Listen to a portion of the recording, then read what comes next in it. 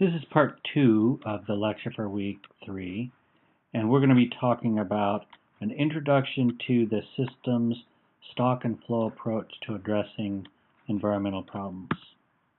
So the objective for this portion of the lecture is to define the stock and flow approach, demonstrate the iconography or the sort of cartoon characters we're going to use to describe different processes and states, and then give a few examples of some of this approach. Now, just to tell you right up front, there's a lot of this in the chapter, and so this is going to be a very brief overview of what you should also be getting out of the chapter in the text. So the systems approach examines interconnected reservoirs and flows of energy and material. And it does this by creating a diagram for the flow and the reservoirs. And when we do this, we're going to, by putting out the diagram and making all our assumptions, visualizing our assumptions, it's going to help us account for all the flows and reservoirs. And a good example is the water flows into a tub and either goes down the drain or over the top and out onto the floor. So we have to account for all the flow and where it goes. Now we're going to use the term stock and reservoir interchangeably. So a reservoir is like a big lake, a reservoir. And a stock would be, again, just the amount of material in some reservoir. And so we're going to use those terms interchangeably in this approach. So I'm going to just give a couple examples in this thing, and then in this short lecture, and then there's other examples in the text. So here's a very practical example. We want to know how much water is going to be available in a lake that can be used for irrigation. And we have, in the state of Oregon, we have the Klamath Lake. Upper Klamath Lake is shown here, and it's very interested in how much water comes into the lake each year, how much water stays in the lake at the end of the year, and how much water went out during the year. And that water went out as evaporation or to support irrigation or down the river. So when we make a water budget for a lake, that's really what we're doing. We're making a stock and flow systems. We have the inputs: rivers, springs, groundwater, rain, direct runoff just off the land that's right next to the lake. The outflow or the losses, just the rivers that go out, the evaporation directly from the lake, how much went into irrigation, how much seeped out. We need to account for all of these. And we're going to talk about this next week. If the lake's in steady state, then the input's the same as the output. If the input's greater than the output, then the lake is going to increase in volume, and so the lake level rises. If the input is less than the output, that means more output, the lake level is going to drop, and that's the case when, like during the summer, when a lot of water is being used for irrigation, the lake level drops quite dramatically every day. Now to do this, we're going to use a simplified sort of iconography using symbols, and a stock is going to be something that holds stuff, and it's just represented by a little box. A source or a sink, those are a source might be some stream up, some input to the lake upstream, and we're not really counting that. It's just coming from there, and that's really outside our model. It's coming in, or it flows out to the ocean. We don't know how much water is in the ocean, so it's just a sink. So sources and sink. And then we've got flows between stocks, and those, or between a source and a sink and a stock, and that is indicated to have a little valve. It's like a pipe with a valve, and we can control that valve in our description. We have information flow, and in the information connection, there's no flow of material or energy or whatever we're following. It's just should something be turned on, increased, or decreased, that sort of thing. And then we have what's called a converter. It can be a constant or a factor to help us describe that in the model.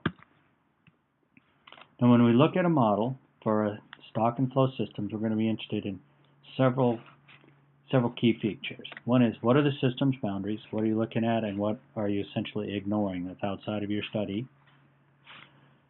The next thing is all of the stocks and the flows that you have that are interconnected have to be the same stuff. You can't mix the flow of energy with the flow of nitrogen. You can't mix the flow of water with the flow of air. Those are different things. They have to have their own set of stocks and flows. And one of the things we're going to try to do with this is establish a mass or energy balance. That doesn't mean it has to add up to, everything has to add up to zero. We just want to know where everything went. And then we're going to impose rates on the flows by using information and making connections that way. So all of this is described, like I said, all this is described in more detail in the text. I want to give you an example of how we're going to use this. So if we were talking about system boundaries, like in the part 1 we talked about a deer. Well, what's outside? Where does that food come from? That's not really part of studying deer metabolism. We're just looking what amount of energy or food that comes in. That's what comes into the deer, the amount that goes out. We're not going to go around and count up all the deer poop all over the whole forest. We're just looking at what happened to the deer. So this is an example of just setting the system boundary around a particular organism.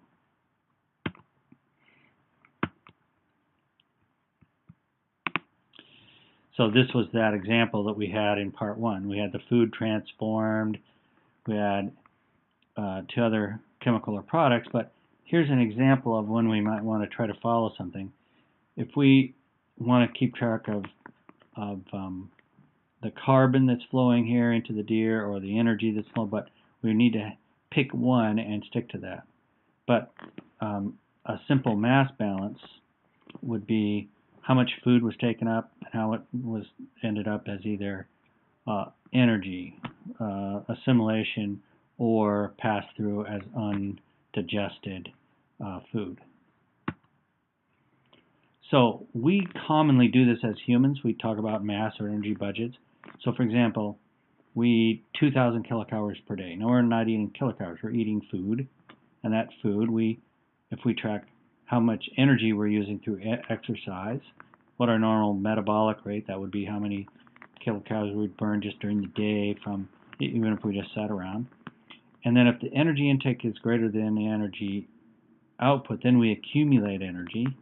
And that energy in our bodies is stored as carbohydrates and fats, and therefore we would actually gain mass. We would gain weight because we're actually storing that energy.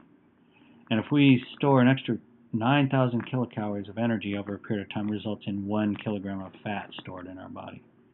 So that's a mass or energy budget. We're really following energy, but you can also think about it as the amount of food you ate, because that's where you got the food, and then the amount of new people biomass that you accumulated as fat, because you're storing that energy for some later use, hopefully.